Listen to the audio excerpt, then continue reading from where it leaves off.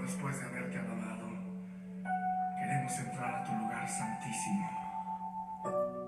Queremos contemplar tu rostro, Señor, habitar en tu presencia. Purifícanos, Señor, límpianos, renuévanos.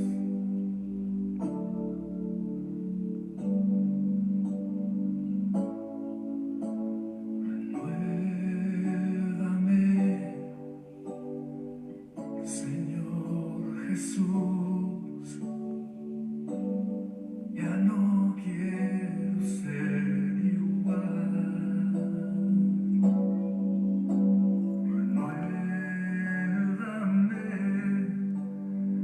Señor Jesús. Pon en mí tu corazón, porque todo lo que hay dentro de mí necesita ser cambiado, Señor, porque todo lo que hay dentro de mi corazón necesita más de ti.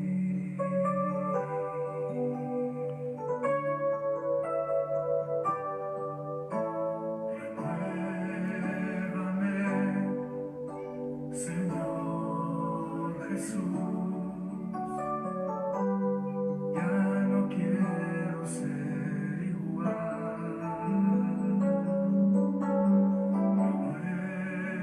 Renuévame, Señor Jesús. Pon en mí tu corazón, porque todo lo que hay dentro de mí necesita ser cambiado, Señor, porque todo lo que hay dentro de mi corazón necesita más de ti,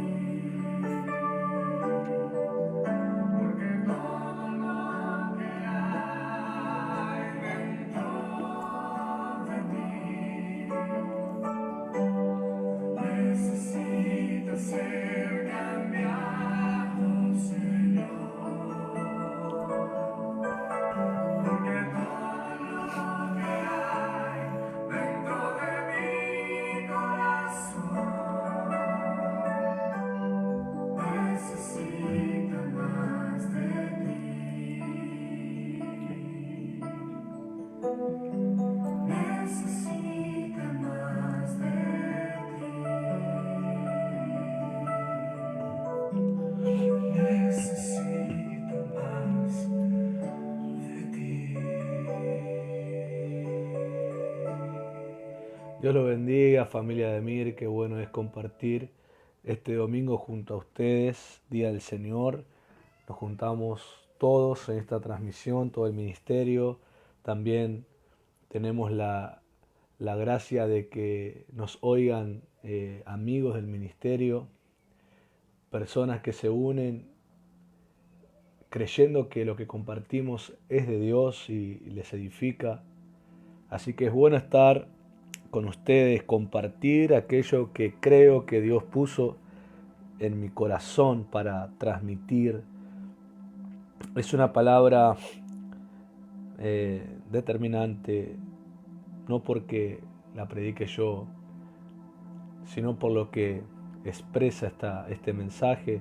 Palabras que vienen desde siempre, palabras que han ido creciendo en profundidad a lo largo de este aislamiento obligatorio, esta cuarentena extendida desde que cesaron las actividades en el templo y la forma acostumbrada de tantos años interrumpida por esta pandemia. ha provocado al que aprovecha bien el tiempo a ir a una profundidad mucho mayor de lo que conocía del Señor, y en ese punto agradezco al Señor. Algo que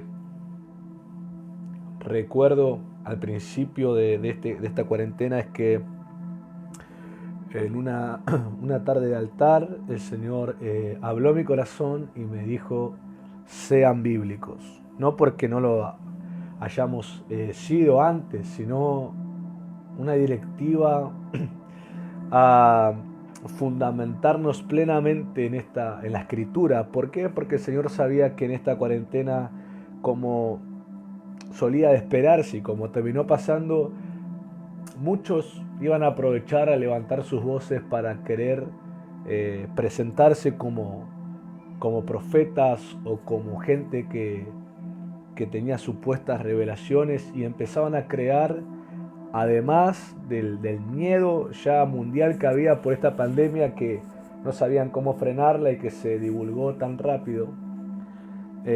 Tristemente hay gente que se aprovechó, y en su afán por querer ser conocidos o querer llamar la atención, no sé por qué intención, pero sea cual sea, levantaron voces, trajeron mensajes, generaron conflictos, generaron miedo, generaron incredulidad, generaron rebeldía contra sus pastores, porque aprovechaban a traer supuestas reformas o supuestas revelaciones entre comillas sobre principios bíblicos que siempre se han enseñado en las iglesias, y ellos se ponían títulos de reformadores o de gente que iba a explicar la verdad, y confundieron a un montón de gente que, obviamente, al tener un aislamiento físico, y tristemente como la gente no es fiel en la comunicación a través de los dispositivos móviles o a través de una llamada por teléfono, no son gente, tristemente en las congregaciones no hay gente comunicativa, hay muy pocos que de verdad comparten y consultan dudas o preguntan. Hay gente tristemente que se maneja de forma anónima, su vida está escondida y no tienen esa comunicación que debieran tener. Entonces se presentaron tantas voces que, claro, a los que son así les sembró la duda, y como no tienen comunicación, tomaron decisiones como irse de congregaciones, dejar de oír al pastor que Dios les dio, irse con esto que son supuestamente los que tienen la verdad. Un lío tremendo. Por eso recuerdo lo que el Señor me dijo: sean bíblicos, fundamentense en la escritura, para ir y ver si lo que están hablando es verdad bíblico, si es verdad lo que están diciendo, si es de Dios. Y eso te puedo decir que es una herramienta fundamental, no solamente para este tiempo de pandemia, sino para la vida misma, mantener la fe de una forma pura y no ser una fe que empieza o la empiezan a tergiversar y confundir. Entonces, palabras que han ido creciendo en la profundidad porque creemos y obedecemos a Dios de ser bíblicos. Yo puedo oír predicadores, respetarlos muchos, admirarlos por lo que Dios los ha usado o las cosas que han logrado para que avance el Evangelio, pero aún aunque ellos tengan testimonio o ¿cómo decirlo? Experiencias de grandes obras de Dios, cuando yo escucho de alguien, un ministro, sea quien sea, algo que está interpretado desde su opinión y no de la Biblia, no lo tomo, sino que lo dejo ahí y tomo lo bueno, desecho lo malo, no me involucro porque su nombre es conocido, entonces todo lo que me dice o todo lo que dice entonces tiene que ser así. Eso he aprendido a discernirlo o a experimentarlo en este tiempo de cuarentena, a ser una persona bíblica, una persona de oración, que aprende a tomar lo bueno de los dones, de la unción de personas que ministran, y desechar lo malo. ¿Cuál es lo malo? No necesariamente engaño o mentira, sino interpretaciones que tienen que ver con sus pensamientos, pero no plenamente algo que Dios quiere que se haga o establece que se haga. Entonces, a la gente que no ejerce esa actitud, por algo tienen autoridades espirituales para que puedan ir y preguntar cualquier cosa que tengan duda o quieran aclarar o quieran saber si es como dijeron o si enseñaron. Pasa que algunos son tan infantiles en la fe que porque la persona que tenga un renombre lo dice, ya tiene que ser verdad, y eso es pecado, eso es errar, porque nada tiene que tomarse como verdad por la persona que lo dice, sino que tiene que tomarse verdad porque sea el Espíritu de Dios diciéndolo a través de la persona. Pero he visto cómo en el ministerio de Mir, porque básicamente este último tiempo no estoy escuchando casi predicadores. Si escucho son algunos muy pocos, pero a veces elegidos cuando deseo realmente ser edificados.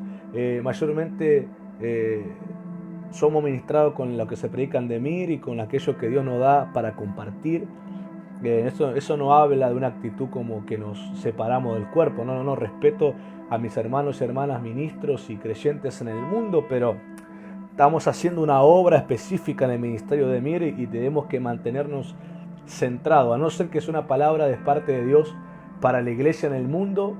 En ese caso sí prestaría atención, pero si es una palabra para la iglesia local o para la iglesia del país, bueno, yo vivo en Argentina y debo hacer caso a lo que Dios dice en Argentina y lo que dice específicamente para la iglesia del ministerio de Mir, que trabajamos junto a nuestros padres de fe para edificar al creyente en Demir.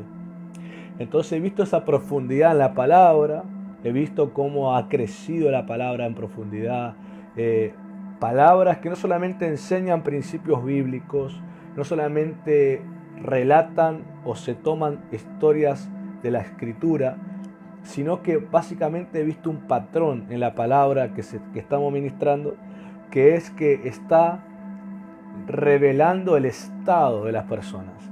No estamos físicamente unidos, no le vemos el rostro para saber si está bien, si está mal, si está triste, si está feliz. Desconocemos porque el rostro físico no lo vemos, solamente algún que otro mensaje que escriban.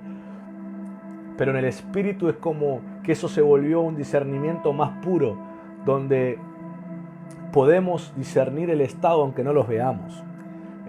Y podemos traer mensajes que realmente revelan su estado y los invitan a lo que están necesitando. ¿Y por qué pasa eso? Eso es fruto de que hay oración por ustedes, de que hay oración por la iglesia. ¿Por qué? Porque te voy a enseñar un principio antes de entrar a la palabra. Cuando vos orás a Dios por vos mismo, Dios te va a dar un mensaje para vos mismo, para aquellas cosas que Dios quiere en tu vida.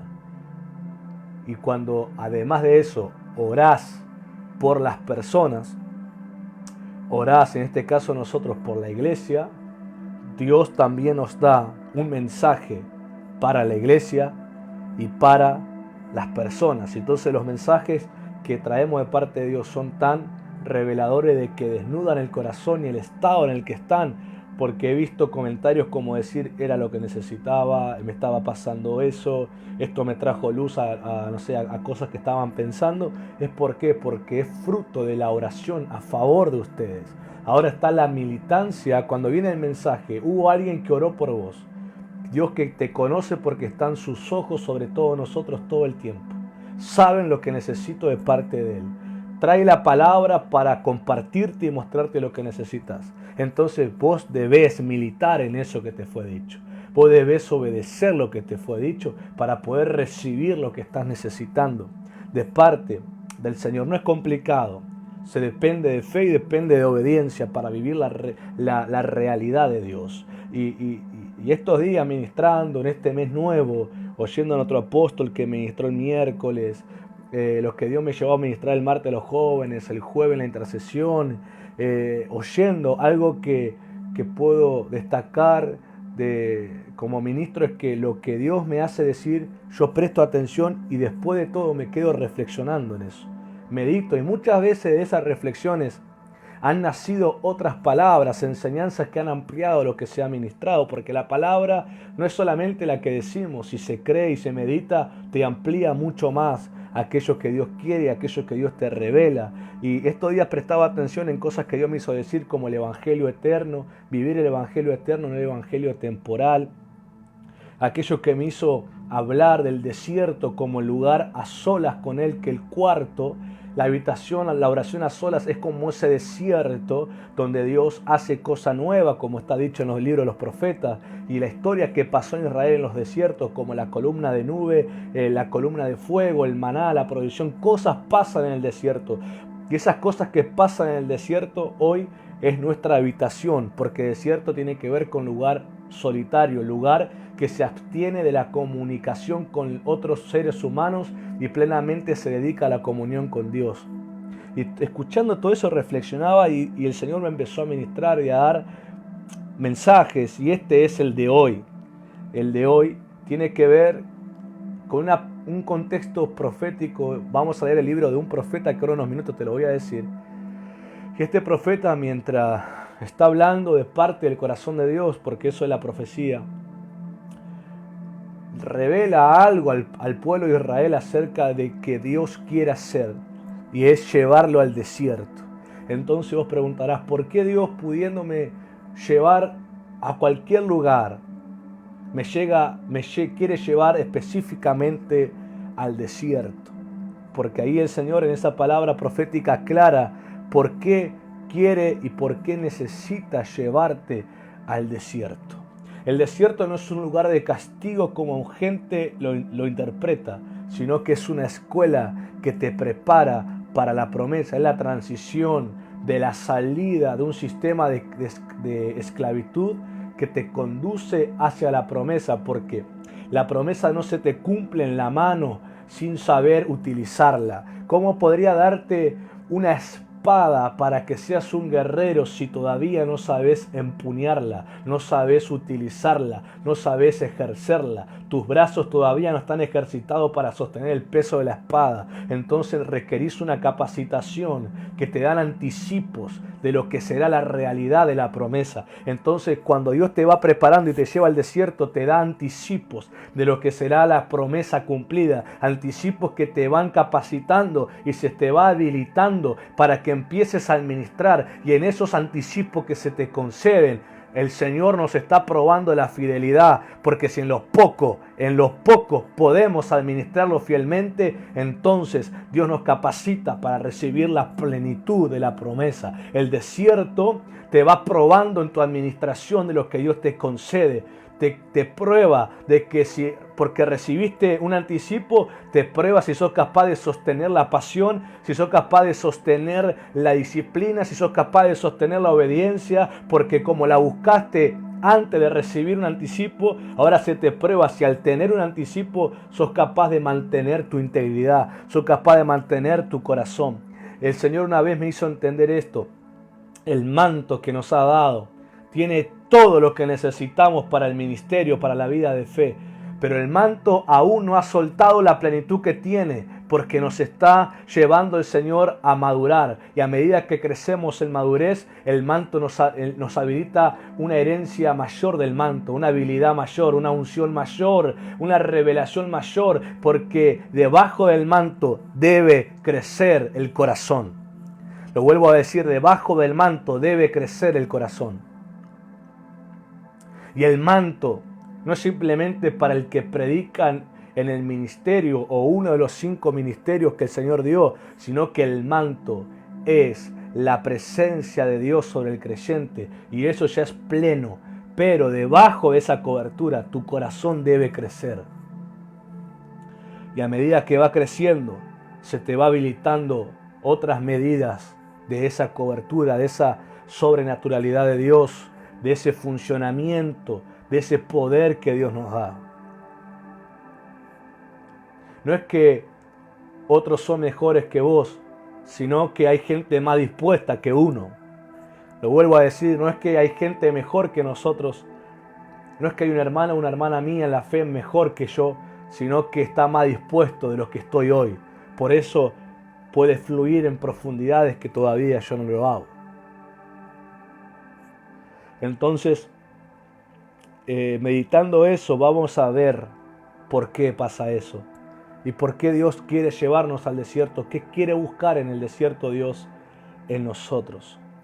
Este mes es el mes 9, y como el ministerio de Emir sabe, en los 12 días de altar, que fueron 12 palabras cubriendo los 12 meses del año, se ha ministrado en base al Salmo 119, a las primeras 12 letras hebreas que están en el Salmo 119. El Salmo 119 está formado por todas las letras hebreas, pero nosotros en la cadena utilizamos las primeras 12 para cubrir los 12 meses del año. Y en el día 9, que representaba al mes noveno, que es septiembre, está cubierto por la letra hebrea Tet, que significa y que hace referencia a la vida nueva que se origina en la unión entre el esposo y la esposa.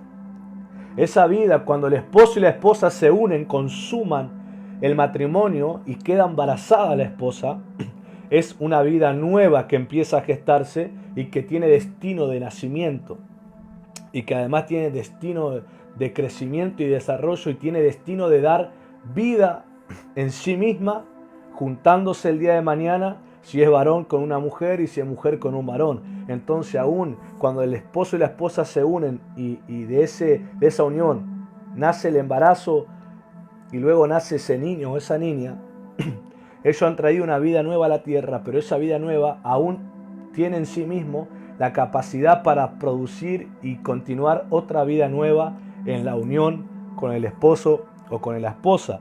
Por eso el nuevo creyente, el creyente, se une a Dios en Jesús y hace nacer la vida nueva de Cristo, y esa vida nueva que nace en Él tiene la capacidad de provocar que otros también nazcan en esas vidas nuevas. Es extraordinario. Pero además, la letra T también indica que lo que envejece se separa de nosotros. Aquello que envejece se separa de nosotros. Los sabios rabinos lo explican así. Es como si fuera una tierra seca que se despega de nuestro cuerpo. Y lo que se envejece, aunque un día fue nuevo, pero hoy se envejece, es porque fue temporal. Y si es temporal es porque está totalmente sujeto al mundo y no a lo eterno. Entonces, el Señor nos ha dicho estos días que vivamos el Evangelio eterno y no el Evangelio temporal. ¿Por qué? Porque el Evangelio temporal es un falso Evangelio. No tiene nada que ver con el Evangelio que Jesucristo vino a revelarnos. Y me encanta saber, porque estos días, edificándome con ministros específicos que tienen una gracia de enseñanza y revelación, oí ese término y me confirmó esto que el Señor me ministraba. Ellos utilizaban el término Evangelio eterno. Entonces pude comprobar que no estaba equivocado, que es Dios en mí obrando de esa forma y hablando el Evangelio eterno. ¿Por qué? Porque el Evangelio temporal, primero, exalta al yo carnal. Segundo, se manifiesta en una doctrina que dice: hago lo que quiero, cuando quiero y como quiero. Tercero, menosprecia los principios eternos como la oración, como la unidad, como la sujeción, como el congregar, como la obediencia. Menosprecia principios eternos porque solamente se enfoca en lo temporal. Ora solamente cuando no le queda otra. Busca a Dios solamente cuando ya buscó todos los recursos naturales y no encontró solución. El Evangelio temporal, aunque parezca nuevo, tiene un destino de envejecer porque es temporal, y lo que envejece tiene destino de desaparecer. Por lo tanto, no tiene testimonio de Dios, porque Dios es eterno. Uno de los atributos con el que Israel llama a Dios es el Olam, Dios eterno, el Dios de la eternidad. Olam significa en hebreo eterno o eternidad. Entonces lo que viene de Dios, porque dice el libro de Santiago, dice que de lo alto desciende todo don y todo don perfecto y toda dádiva desciende de lo alto, desciende del Padre de las luces. Lo que viene de Dios contiene en sí mismo la eternidad de Dios. O sea, lo que desciende de Dios no viene por un tiempo para después desaparecer, viene para permanecer sobre nosotros, porque viene del Olam, viene del eterno, por lo tanto desciende con eternidad. Nosotros mismos, como te prediqué en las reuniones anteriores, cuando hice referencia al profeta Jeremías, aquello que Dios le dijo a Jeremías: te conocí antes que estés en el vientre de tu madre y te enseñé que Dios fue el primero que te tuvo en los brazos y te relató el destino profético que Él tiene sobre tu vida. Él te dio eternidad. Por eso nosotros pasamos por la tierra y nuestro espíritu no envejece, sino que el cuerpo nuestro sí envejece porque tiene destino a morir, pero nuestro espíritu no envejece. Dice Pablo que se va renovando de día a día. ¿Por qué? Porque nuestro espíritu que fue dado de Dios regresará al Señor y heredará aquello en lo que se unió. Si se mantuvo unido al pecado, tristemente heredará la condenación del infierno. Pero si se unió a Cristo, el Mesías, y se mantuvo fiel en esa unión por el Espíritu de Dios, entonces heredará la salvación y la vida eterna. Por lo que viene de Dios permanece y tiene destino de continuidad. Por eso los que son llamados de Dios, los que son llamados al ministerio por Dios, los que son llamados al servicio de parte de Dios, y aquellos que realmente han sido llamados por Dios a la fe de Jesucristo, no viven un tiempo emocionados y después eso baja. No viven un tiempo creyente y después se vuelven incrédulos. No. No viven un tiempo fieles y después se vuelven infieles. Eso no existe. Los que son llamados por Dios de verdad tienen la eternidad de Dios en el llamado que le ha sido dado. Por eso, aunque sea duro el golpe de la vida, porque conozco gente que ha pasado momentos dificilísimos, muy duros, muy difíciles de superar, como nosotros también hemos pasado momentos difíciles, pero aquí estamos permaneciendo en el ministerio, en el llamado y en la fe, porque lo que estamos ejerciendo no es porque nosotros nos pusimos, no es porque ni un hombre me puso, sino porque es el destino eterno de Dios sobre mí, y yo jamás dejo de ser en Dios. Y Dios jamás deja de ser en mí.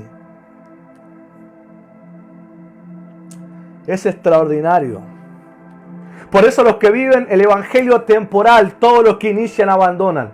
Todos los que dicen ser desaparece. Todo lo que dicen hacer desaparece. Todo lo que dicen edificar se derrumba. Todo lo que dicen que supuestamente Dios les habló, luego dejan de hacerlo. Ese es el evangelio temporal que exalta el yo carnal, que se dedica a hacer lo que quieren, cuando quieren y como quieren, y que menosprecian los principios eternos. Pero el evangelio eterno exalta el yo soy de Dios. El evangelio eterno vive lo que Dios quiere, cuando Dios quiere y como Dios quiere. El evangelio eterno honra y se dedica a militar en los principios eternos de Dios, porque es llamado el reino de Dios de esta forma, inmutable. Significa que no cambia el reino. Nadie puede cambiar el reino a la imagen que le gustara, porque ya tiene la imagen que Dios le ha dado. Es un reino inconmovible. Nadie puede quitarlo ni hacerlo dejar de existir. Por eso, si su reino es eterno, si Dios es eterno, si sus promesas son eternas, si su fe permanece, si su salvación permanece, si el sacrificio de Jesús permanece, si el Espíritu de Cristo permanece, ¿cómo nosotros que decimos estar unidos a Él desaparecemos y abandonamos lo que dijimos que Dios nos llamó a hacer? Porque vivimos, yo me corro de eso, y esto no es falta de humildad, yo me corro de ahí porque yo no vivo el evangelio temporal, yo vivo el eterno. Hay personas que cuando yo regresé al Señor pensaron que unos meses me iba a durar. Y hace 6 años que sigo y cada vez más apasionado. Por eso yo no vivo el evangelio temporal. Yo no vine porque tuve miedo que me pase algo y una vez que me sentí mejor me fui. Yo no vine porque estaba enfermo, una vez que me curé me fui. Yo no vine porque estaba endemoniado y una vez que me liberaron me fui. Yo no vine por un tiempo. Yo vine porque mi necesidad era de Cristo. Y Cristo es eterno.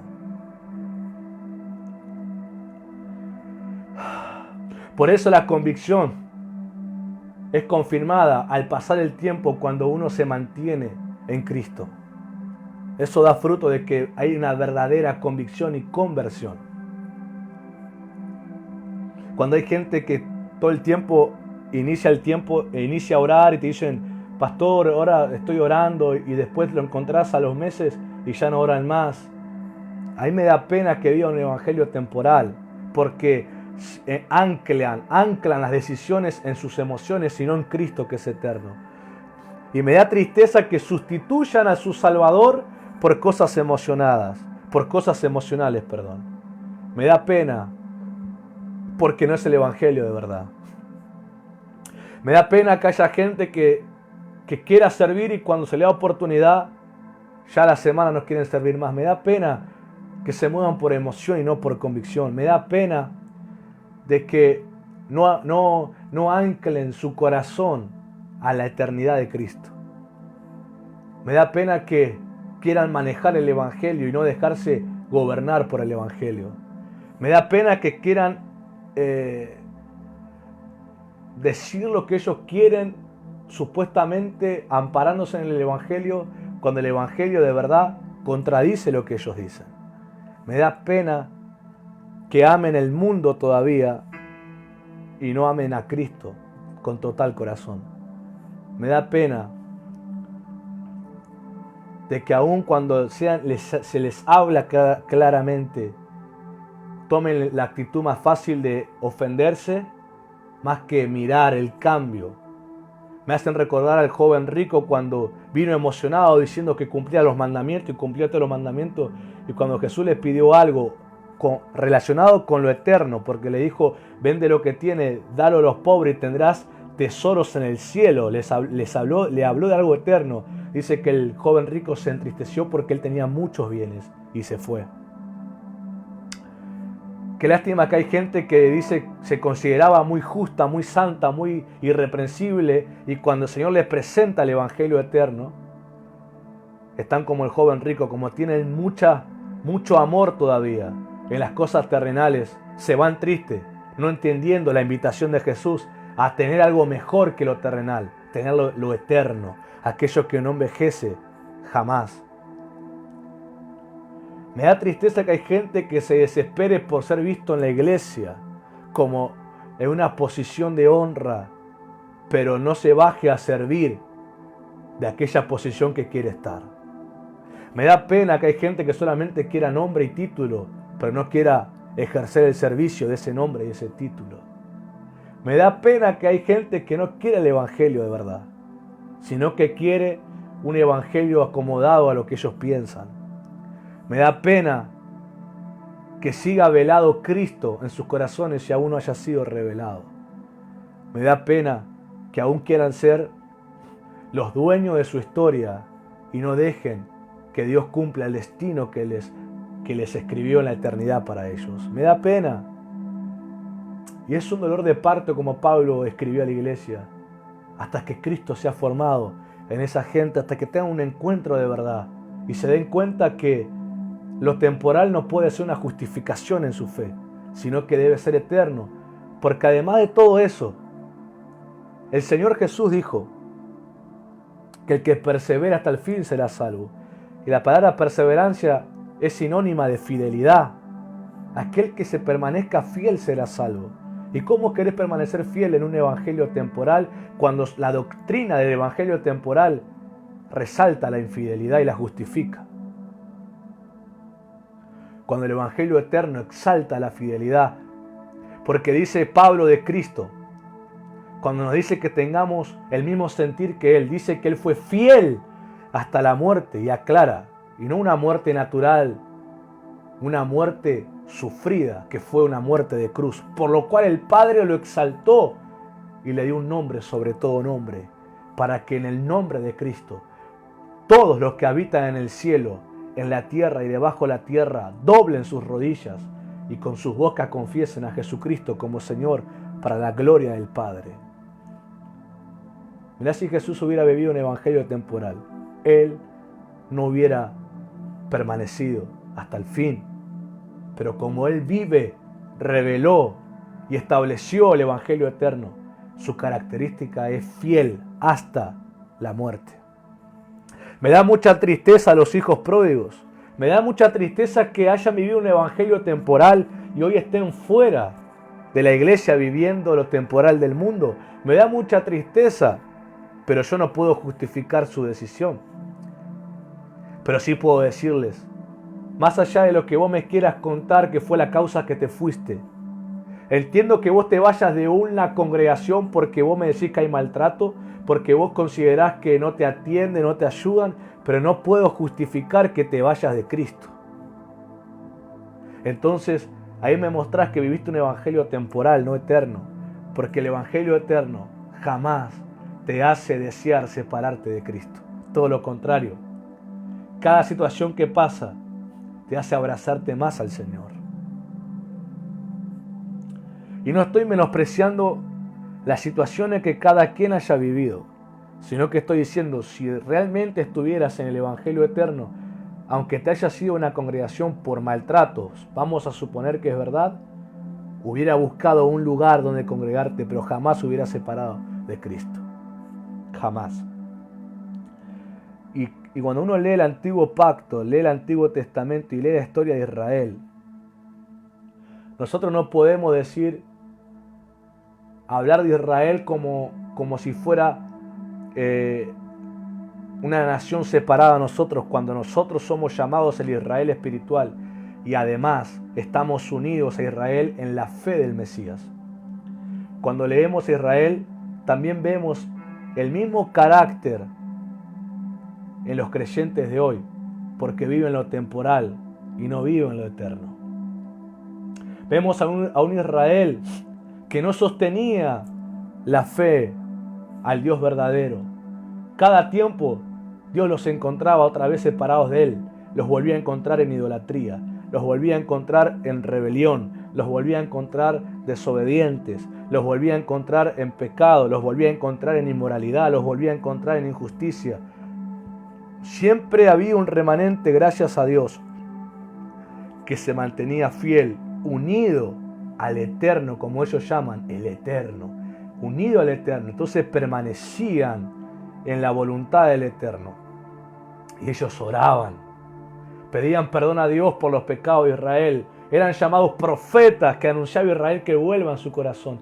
Usted, si leyó el Antiguo Pacto, sabe todo esto. Sabe, desde Egipto hasta los tiempos de Jesús, sabe a Israel cómo se ha comportado.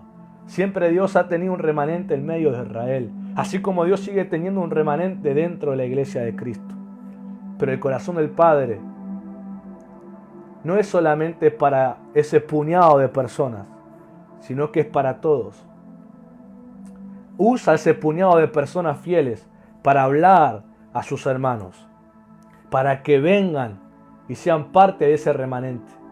La palabra remanente tiene que ver aquello que es guardado del original, que es utilizado para restaurar la prenda. Es un término de costura, la palabra remanente.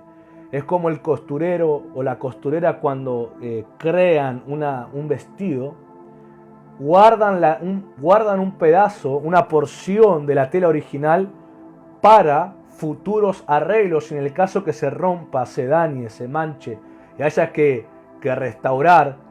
Tienen la tela original para hacerlo. Eso es remanente.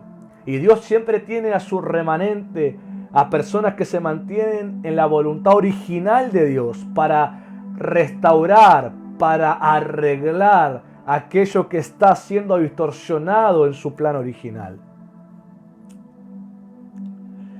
Y por eso hoy en día el remanente es como esa fuerza especial de Dios, así como en un ejército hay un grupo especial que son gente capacitada a un extremo que otros no lo son, para entrar en escena cuando la cosa se pone bastante brava. Esta gente remanente son de la parte especial de Dios para entrar en escena cuando las cosas se están poniendo difíciles en la iglesia. Y es bueno que hay gente que recapacita y se vuelve un remanente. Pero el propósito del desierto, como dice el título, que ahí dice, te llevaré al desierto, Si yo respondiera, preguntaría a Dios, ¿por qué me querés llevar al desierto pudiéndome llevar a un jardín? Creo que todos, si estuviéramos físicamente de la mano con el Señor y el Señor nos diría, vamos que te voy a llevar a un lado, todos creeríamos que nos llevaría al paraíso. Todos creeríamos que nos llevaría al jardín. Todos creíamos que nos llevaría a la tierra donde fluye leche y miel. Pero que el Señor nos lleve al desierto nos genera una pregunta. ¿Pero por qué al desierto? Un lugar tan seco, tan árido, un lugar tan hostil. ¿Por qué? ¿Qué voy a hacer acá? Y el Señor nos dice en Oseas, capítulo 2, versos 14 al 16. Lo voy a leer en la versión de Voice. Dice, pero una vez que no tenga nada, podré comunicarme con ella. La atraeré y la llevaré al desierto, donde podremos estar solos, y le hablaré directamente a su corazón y trataré de recuperarla. Una versión dice, y haré que se vuelva a enamorar de mí, haré que me vuelva a amar, y luego le devolveré sus viñedos, convertiré el valle de Acor, ese valle de la angustia, en una puerta de esperanza. En el desierto del exilio, ella aprenderá a responderme, como lo hizo cuando era joven, cuando la saqué de Egipto. Y juro que cuando llegue ese día, ella me llamará mi esposo y nunca más se dirigirá a mí como mi amo, como lo hizo con otros dioses.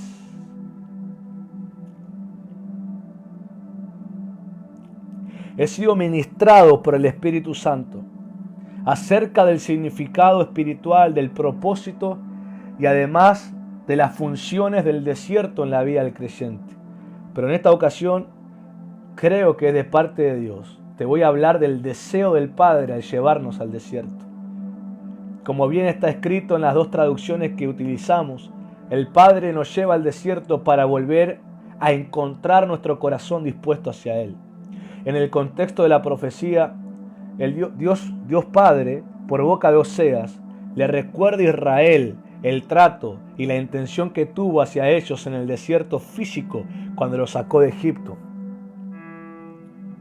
Lo cual el Israel de ese tiempo no lo supo entender y mostró una actitud resistente al propósito de Dios.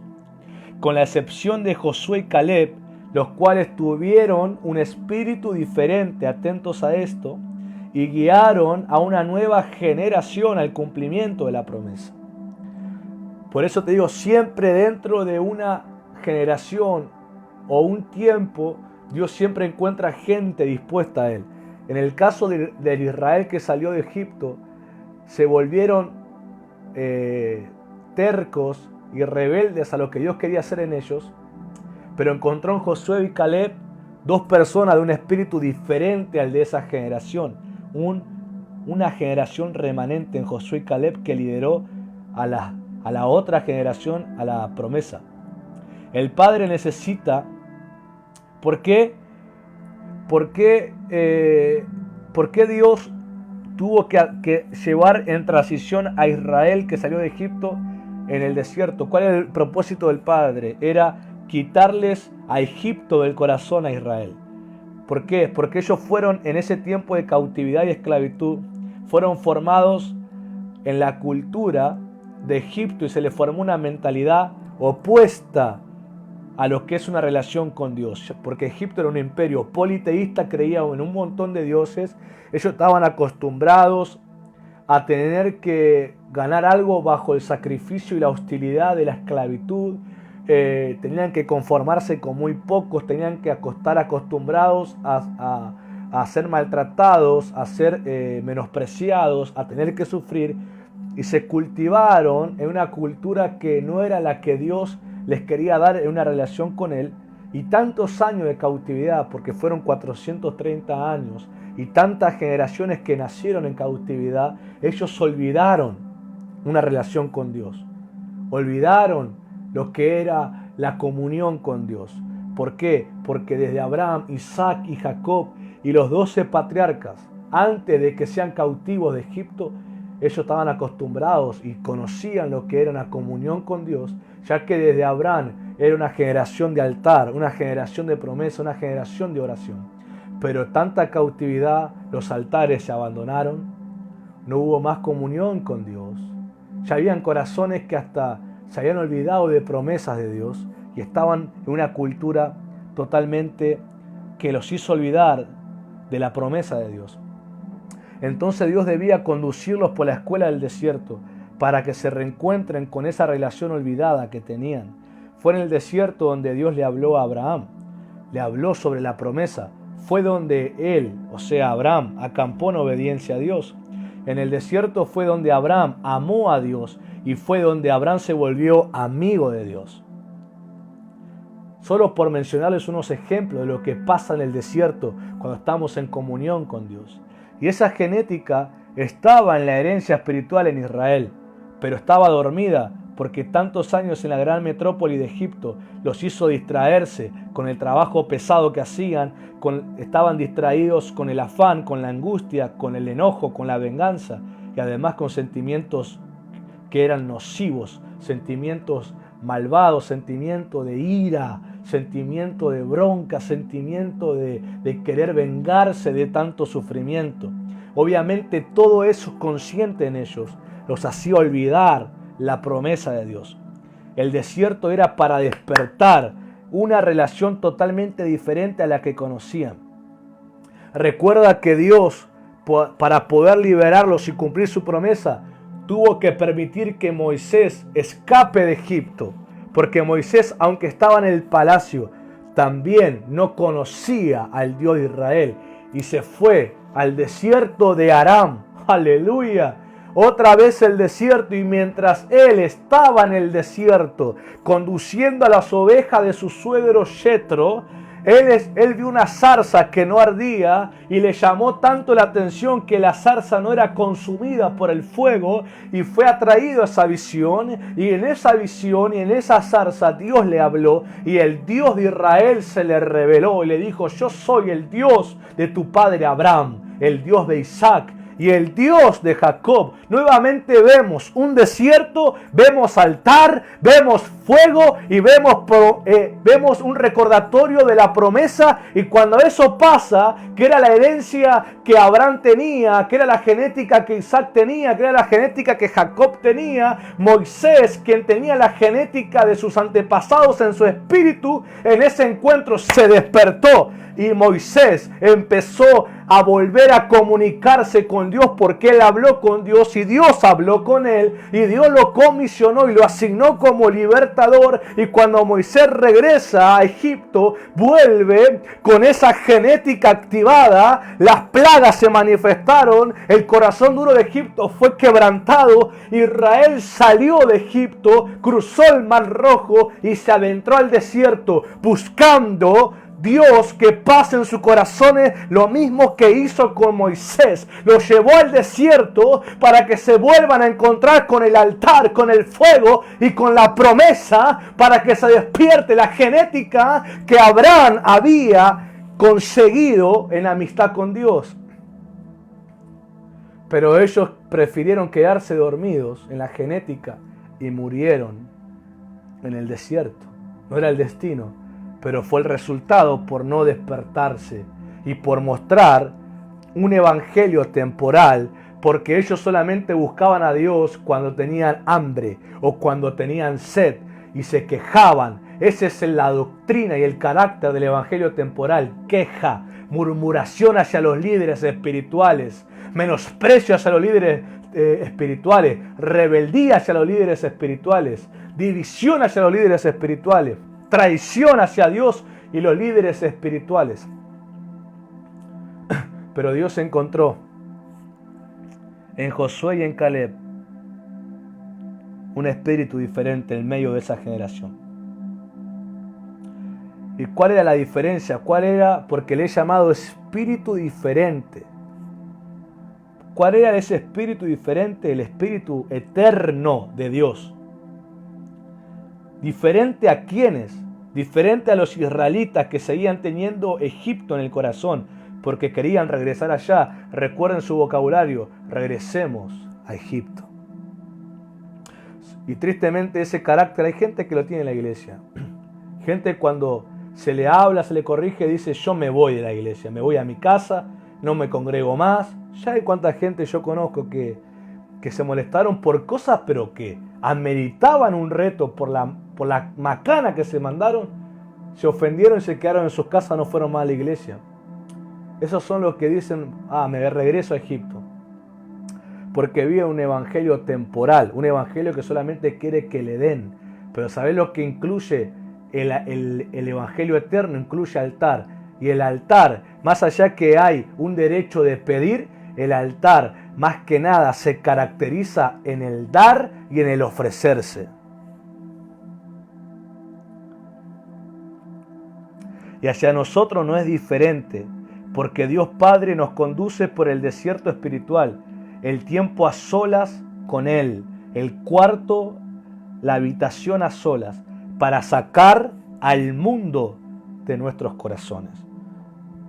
En el desierto Dios se casó con Israel.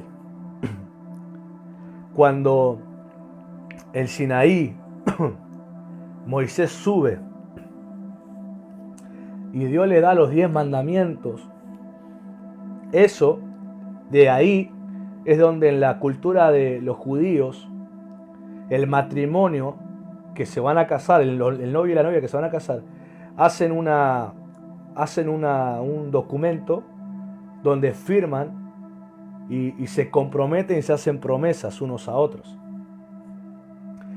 Estos 10 mandamientos, no hablo de las demás leyes levíticas de Israel, hablo de los 10 mandamientos inclusive, fue el casamiento, el matrimonio entre Dios e Israel, porque en esas promesas que Dios le dio, Israel se comprometió a obedecerlas, y eso fue el matrimonio espiritual entre Dios e Israel. Por eso Dios, a través de los profetas, en los momentos de rebeldía, Israel la llama adúltera, y la llama una esposa adúltera, y le llama una esposa que se fue con amantes. ¿Por qué? Porque en lo espiritual, Dios se casó con Israel con los 10 mandamientos, conocido como el pacto. Ese fue el pacto del Antiguo Testamento, ese casamiento. Por eso el nuevo pacto en Cristo, incluye los 10 mandamientos, incluye las promesas de Dios, y al llamarse nuevo pacto significa que Dios busca que estemos casados con Él. Cuando uno está casado significa que ya no tiene ojos para elegir a otro o a otros candidatos, sino que ya eligió y ya unió su vida a Dios. Significa que no buscará ni en las vírgenes, ni en las religiones, ni en ninguna otra cosa, sino siempre en su esposo, en Dios. Ese es el pacto que tenemos. Ese es el compromiso al que Dios nos llama. ¿Y cuál es el espíritu diferente? El espíritu diferente es justamente el estar en el pacto. Porque Israel, aunque tuvo los 10 mandamientos que representaban esa unión, no vivieron en base a esa unión. Pero Josué y Caleb, llamados los de espíritu diferente, mostraron que vivieron bajo el pacto. Entonces, el desierto es donde el que sale de él con un espíritu diferente al mundo es porque sale del desierto, el matrimonio con Dios, en un compromiso real.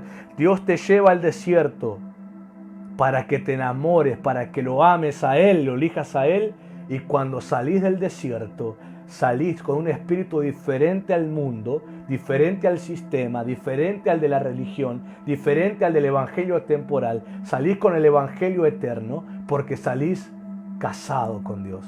Salís como la esposa de Dios. Salís como el que está unido a Dios.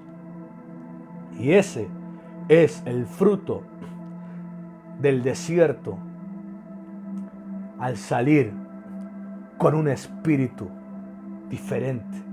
Ahora, ese espíritu diferente no incluye una actitud de menosprecio, una actitud de juicio a alguien. No. Porque el espíritu diferente busca conducir a ese pacto. El de espíritu diferente busca que el que crea se ha injertado en lo eterno, en el pacto eterno.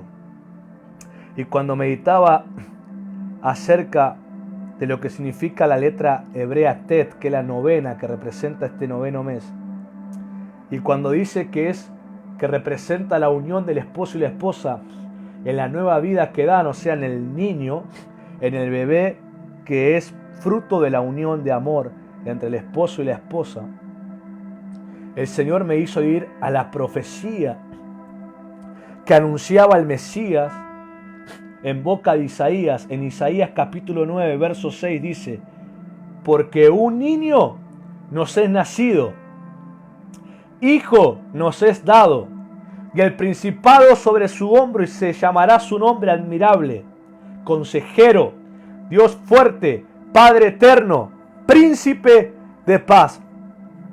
Y el Señor me hacía entender esto.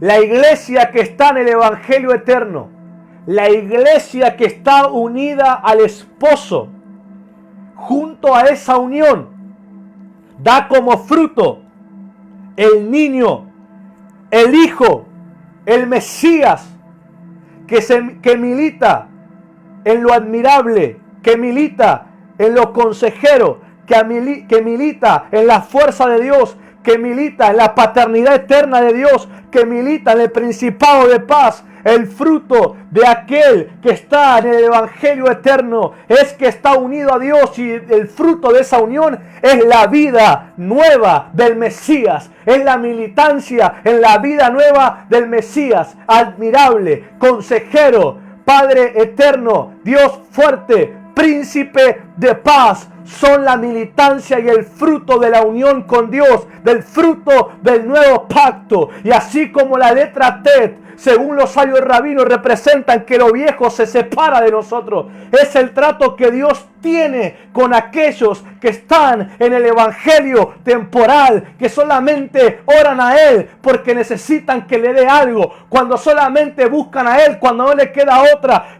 Dios no quiere que vivamos un Evangelio temporal que niega su presencia permanente en el creyente. Él ha creado y nos ha dado un evangelio eterno en el Mesías, y Él quiere que estemos unidos a Él para dar como fruto de la evidencia de la unión a Él la vida del Mesías, el consejero, el admirable, el Dios fuerte, el Padre eterno, el príncipe de paz, porque entonces militaremos en el reino inconmovible, en el reino inmutable, caminaremos en la fidelidad para heredar la salvación. Caminaremos en el permanecer en Él, caminaremos en la perseverancia, no negaremos y no menospreciaremos los principios espirituales. La comunión es una realidad entre los creyentes del nuevo pacto. La ayuda al necesitado es la realidad del creyente del nuevo pacto. El Espíritu de Cristo es la realidad del creyente del nuevo pacto. El vivir y militar en la vida del Mesías es la evidencia del creyente del nuevo pacto, los milagros, las maravillas, las señales, los prodigios, las liberaciones, la expulsión de demonios, los dones del Espíritu Santo, las profecías, la revelación, la unción, la salvación, la multiplicación de Cristo. Es la militancia del creyente en el nuevo pacto, y es la evidencia de que estás en el nuevo pacto. Porque el anuncio, uno de los anuncios del Mesías es un hijo. Un niño nos es nacido, hijo nos es dado. ¿Dónde se genera el nacimiento de un niño? ¿Dónde se genera el nacimiento de un hijo? En la unión de amor entre el esposo y la esposa. Y si la profecía mesiánica dice, hijo nos es nacido, niño nos es dado, es porque es fruto de la unión de amor con Dios en un compromiso real. Y ese es el Hijo que Dios nos ha dado, el Mesías, Jesucristo. Y el libro de Romanos capítulo 8 dice, el Padre que no escatimó ni a su propio Hijo, ¿cómo no nos dará con Él todas las demás cosas?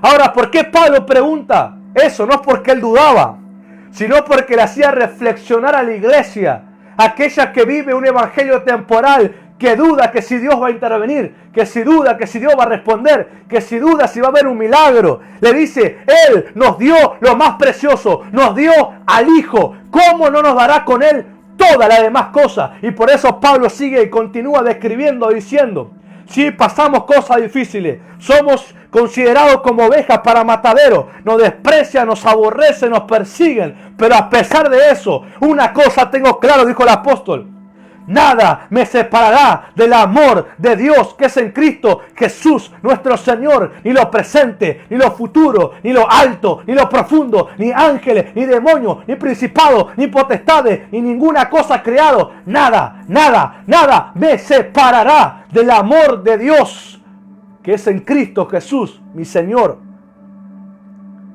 No ignoren que si el Padre nos dio al Hijo, con Él nos dio todas las cosas.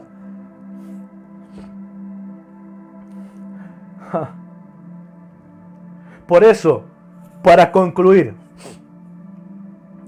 el Señor me dio este mensaje para decirte esto, y esta es una palabra profética. Esto es el fluir del mes profético, es esto. Dios te está hablando porque Dios sabe que tu altar está abandonado y en ruinas. Hace mucho tu voz no es ofrecida a Dios en comunión, en adoración, en sacrificios. Solamente te acercaste a pedirle, pero no a tener comunión con Él en amor. Y la palabra profética es: Dios quiere que regreses al altar. Dios quiere que regreses a la vida de altar. Y aun que la inicies a aquellos que nunca la han tenido. Porque el altar se puede pedir y es un derecho, pero se caracteriza por ofrecerse y por dar. Y la respuesta de Dios a Elías el profeta cuando restauró el altar de Israel que estaba abandonado, su respuesta fue fuego. Su respuesta fue fuego que consumió el holocausto.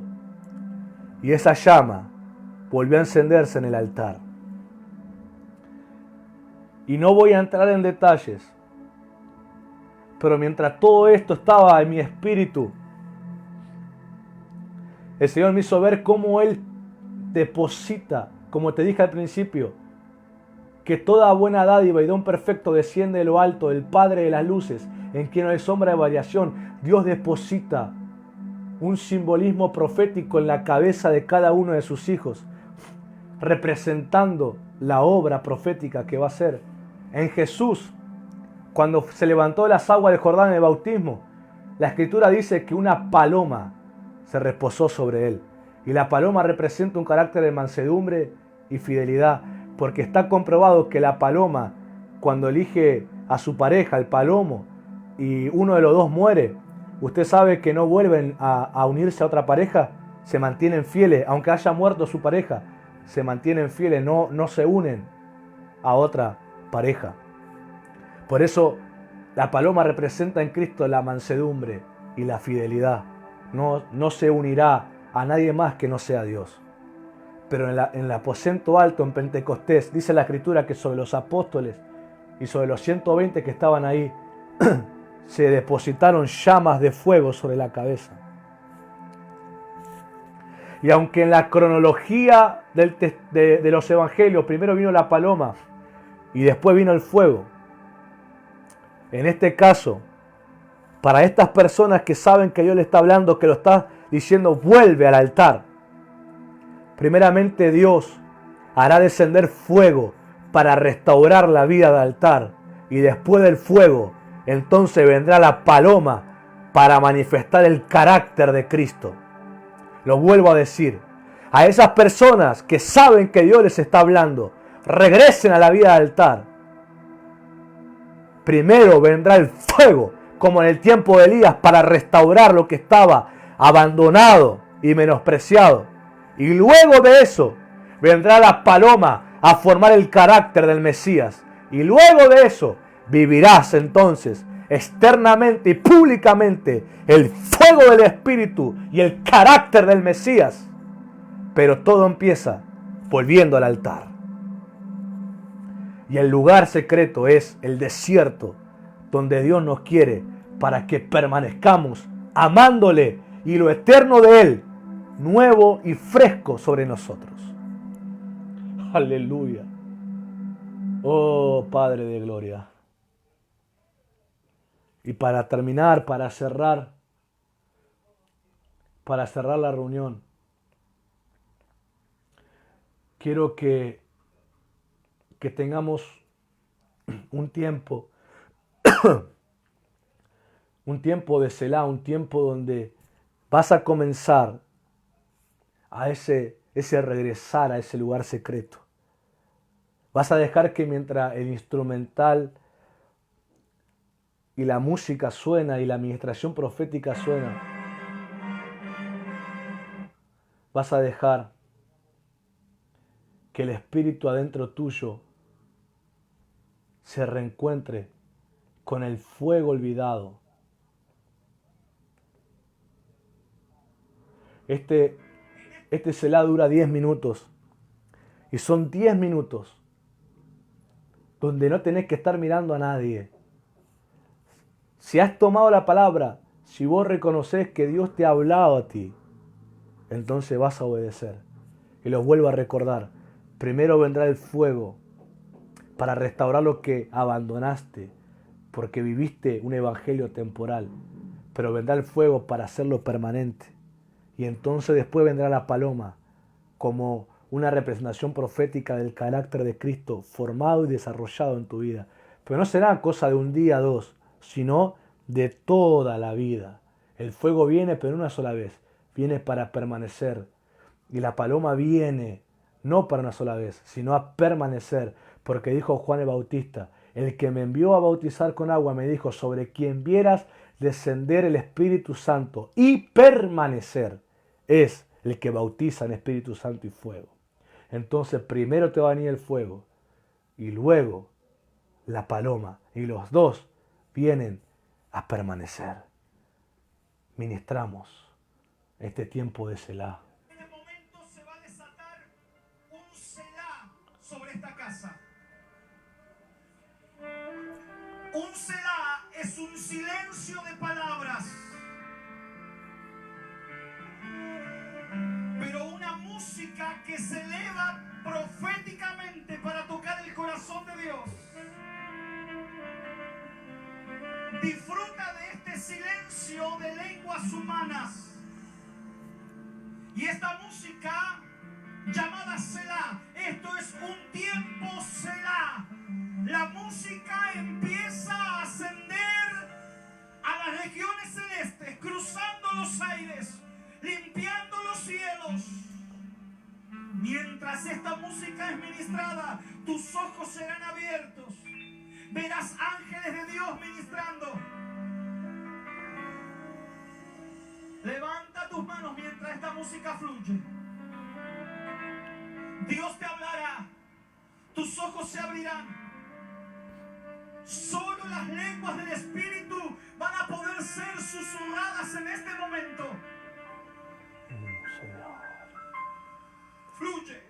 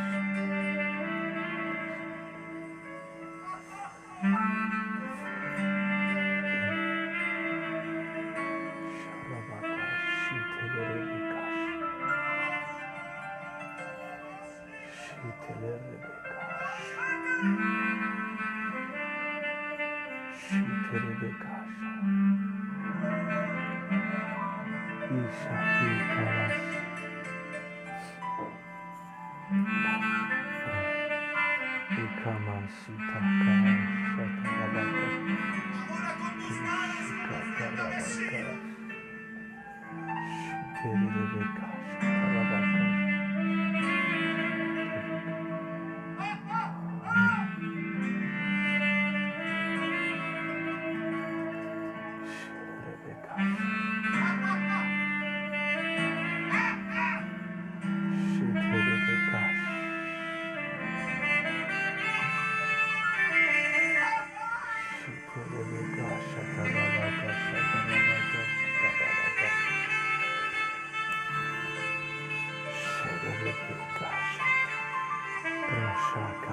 Beso de gloria. Fuego de tu espíritu, evangelio Beso de eterno, gloria sobre la casa. Beso de gloria.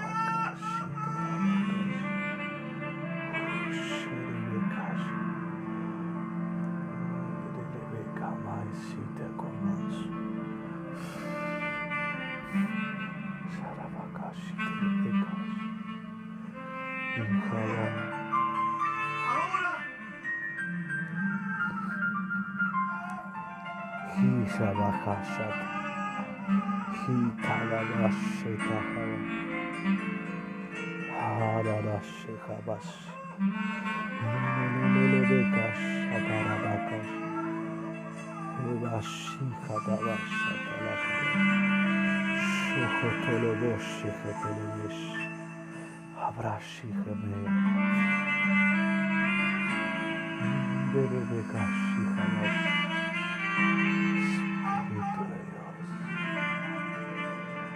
Ahora no te distraigas, hay un beso de gloria sobre la casa.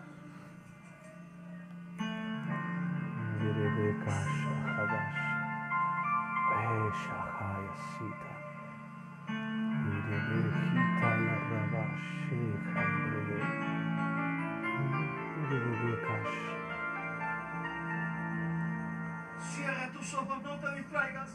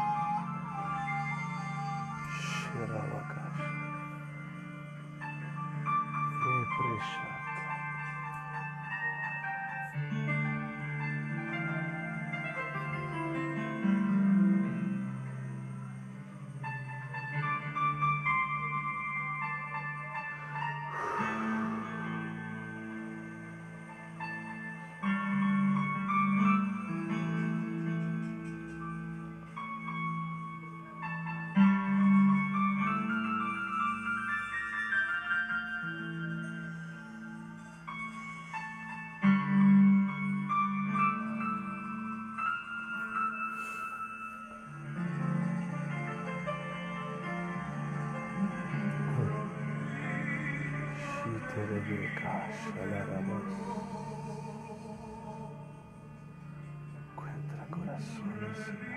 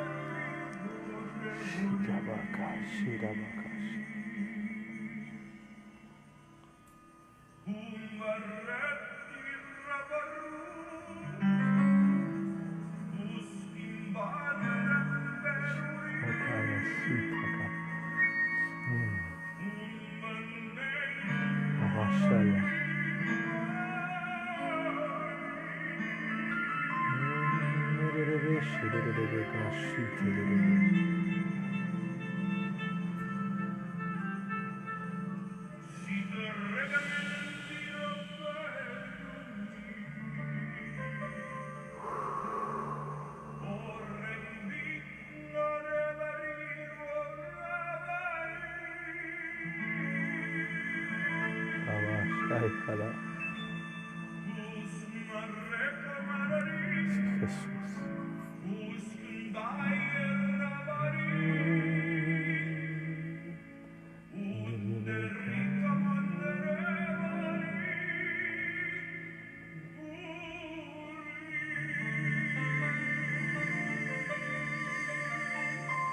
Levanta tus manos, iglesia. Levanta tus manos. Y mueve tus pies como una ofrenda mecida.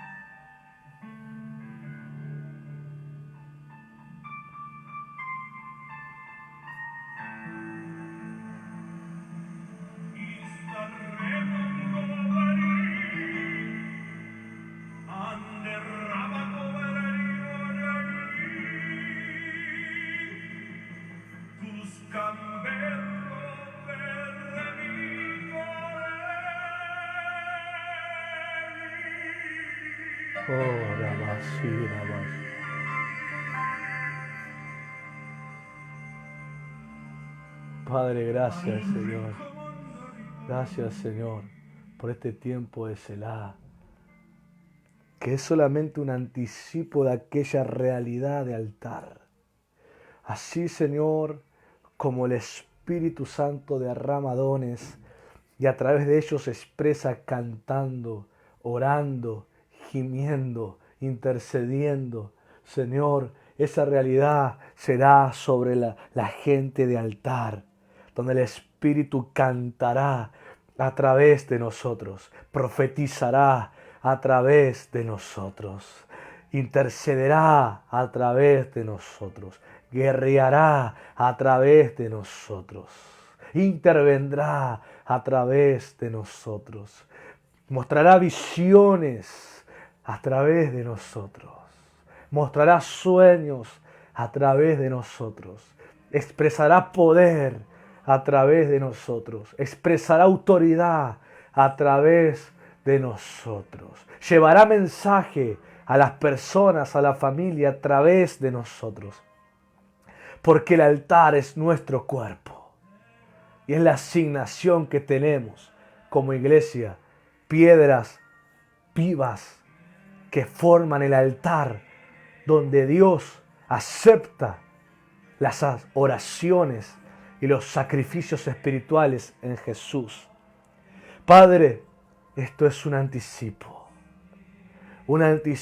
de santidad, un anticipo de temor a Dios, un anticipo de reverencia, de disfrutar tu presencia, de despojarnos del sistema del mundo y abrazarnos a tu reino inconmovible que sea establecido en nuestro espíritu. Padre, en esta hora oro para que un anticipo de tu reino, una demostración de la veracidad de tu reino, sea sobre las necesidades de tus hijos que están oyendo. Oramos que los enfermos son sanos. Oramos que los cautivos son libres. Oramos que los que han estado en opresión son liberados. Oramos que el espíritu de la profecía te hace recordar lo que Dios ha hablado acerca de ti para cumplirlo. Oro que el ámbito familiar sea transformado porque corazones se disponen al perdón y a la reconciliación y no más al conflicto y a la guerra. Y todo lo que sea necesario, el reino lo revele y lo demuestre en cada vida. Padre, sé glorificado en los corazones de los que están creyendo. Un anticipo de la plenitud de tu reino. Oro, Señor, que sean hombres y mujeres de altar, ofrecidos en servicio, sembradores a tu servicio, de fuego y de promesa, por causa de tu Espíritu Santo. Padre, los bendigo en el nombre de Jesús. Amén, amén y amén. Iglesia, que Dios te bendiga deseo de corazón que esta palabra haya sido clara a tu espíritu y recibida para que ahora al militarla puedas ver su realidad. Los bendigo, les comunico que el martes a las 7 de la tarde nos reunimos con los jóvenes, el miércoles 8 de la noche nos reunimos en la reunión semanal, el jueves nos reunimos a las 7 en la reunión de clamor e intercesión profético y el próximo domingo nuevamente a las 7 de la tarde en otra reunión dominical. Los bendigo, ahí pueden escribir las gratitudes al Señor, testimonios, lo que quieran que pueda aportar al testimonio y puedan aportar a la gloria al Señor Jesús. Los bendigo, nos encontramos, bendiciones.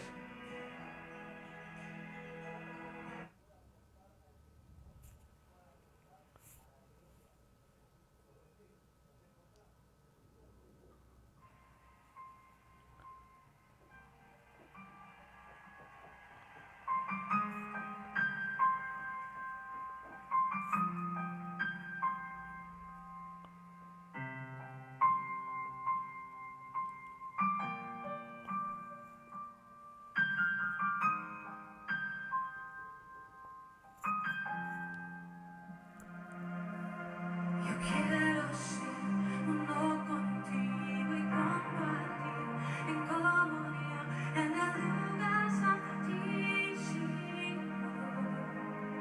Cantamos. Yo quiero ser uno contigo y compartir en comunión en el lugar santísimo. Oh, levanta tus manos.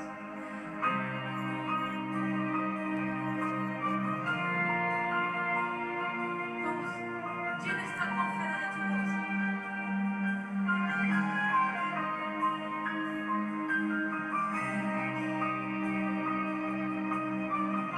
El sonido que solo tú le das.